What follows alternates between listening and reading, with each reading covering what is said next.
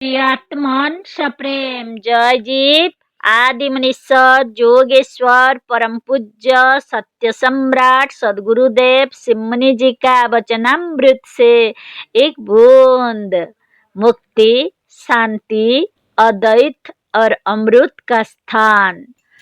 अब आप आसानी से समझ सकते हैं कि मनमय सूक्ष्म शरीर और सूक्ष्म संसार क्यों मुक्ति शांति स्वतंत्रता अमृतत्व और आनंद का स्थान है।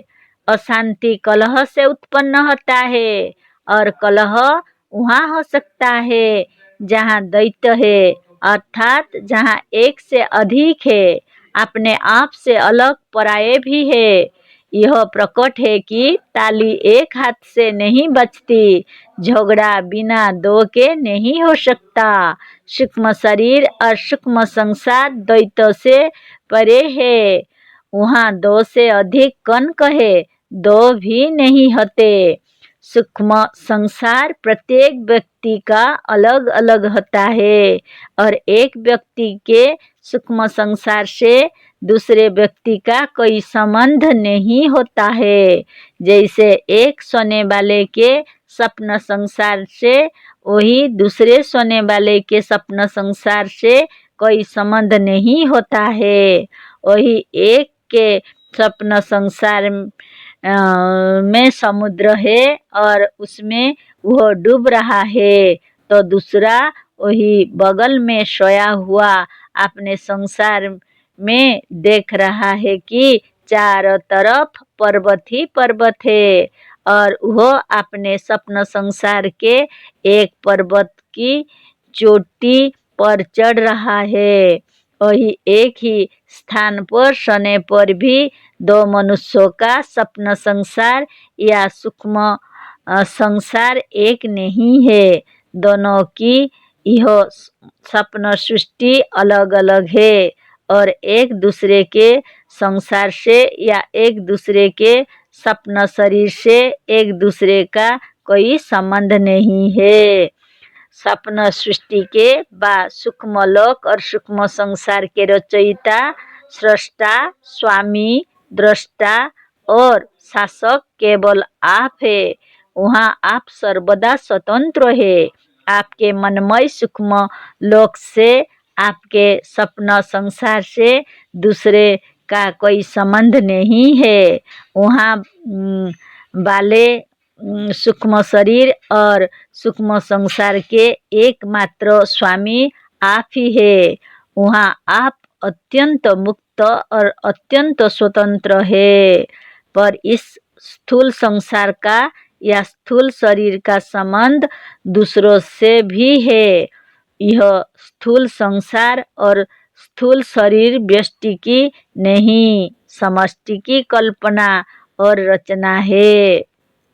इसका स्वामी केवल एक व्यक्ति नहीं अनेक व्यक्ति हैं।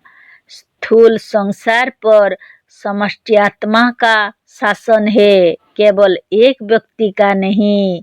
यह व्यक्ति की नहीं समष्टि की सृष्टि है, अतः इसमें पूर्ण रूप से परिवर्तन या इसका पूर्ण रूप से नाश एक मनुष्य नहीं कर सकता। पर सूक्ष्म शरीर और सूक्ष्म सृष्टि व सूक्ष्म लोक सर्वथा आपके अधीन है, अतः आप उसे जैसा चाहे वैसा बनाने में सर्वदा पूर्ण स्वतंत्र पूर्ण मुक्त और पूर्ण रूप से अद्वैत रहकर पूर्णानंद का उपभोग कर सकते हैं। यह सूक्ष्म शरीर और सूक्ष्म लोक सर्वथा मनमय होता है, अतः यह सर्वथा वैसा ही होगा जैसे आपके विचार है। यदि आप यह मानते हैं कि जमराज और मजहबी ईश्वर या भगवान अवश्य है, तो यह आप ही की कल्पना के अनुसार वहाँ रहेंगे और आपके अपार दुखों का कारण होंगे। आप यदि एक प्रभु को मानते हैं और अपने को गुलाम समझते हैं, तो उस सूक्ष्म लोक में जहाँ आप सर्वथा स्वतंत्र है, अपने ही विचारों द्वारा अपने ही कल्पना के पुतलों द्वारा सताए जाएंगे और मुक्त की जगह परतंत्र और सुख की जगह दुखी बना दिए जाएंगे। अतः ऐसा अभ्यास करना है कि जिसमें गुलामी और द्वैत के ये विचार हृदय से सर्वथा निकल जाएं। इसके लिए मुनियों का सच्चा योग, सच्चा साधन और परम सत्य, परम स्वतंत्र और अत्यंत निष्पक्ष विचार का अभ्यास करना होगा। इस ज्ञान को विस्तार से जानने के लिए हमारी बनाई हुई पुस्तक सूक्ष्म शरीर सूक्ष्म लोक, स्वर्ग, मृत्यु और मुक्ति का रहस्य का अध्ययन करें। सच्ची अध्यात्म विद्या ही सच्चा सुख, सच्ची मुक्ति और सच्ची शांति दे सकेगी। बात यह है कि जब सच्चा आत्मज्ञान होने पर यह स्थूल संसार भी बदलकर हमारे लिए नरक से स्वर्ग बन जाता है। तो जो एकमात्र केवल हमारे अधीन है, जो एकमात्र केवल हमारी कल्पना है, उसे हमारे विचारों के साथ बदलने कुछ देरी नहीं लग सकती। इसे जो तत्व से समझ गया वह शांति और मुक्ति के पास पहुंच गया, इसमें संदेह नहीं।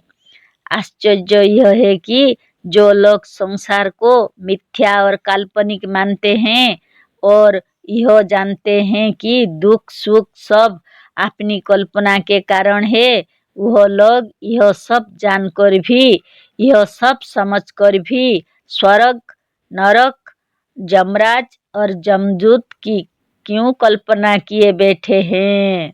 क्या इसीलिए कि जब यह शरीर छोड़ने के बाद स्वप्न की तरह या स्वप्न संसार की तरह सर्वथा मनमय और कल्पना के संसार में पहुँचे, तो उस समय उन्हीं की कल्पना से बने हुए जमदूत आवे और उन्हें पकड़ कर मारते हुए ले जाकर नरक में डाल दें।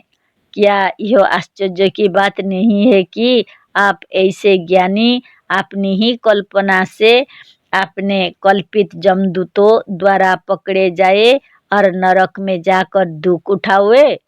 इस बात को तो से समझो।